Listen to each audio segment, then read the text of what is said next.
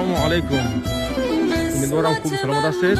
ما شروع کردیم از مقبره شاه اسماعیل سامانی، اولین دولتدار تاجیکان.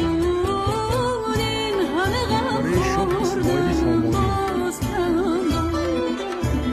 در درون یک باغ جایگیر است. خیلی جالب ساخته شده است.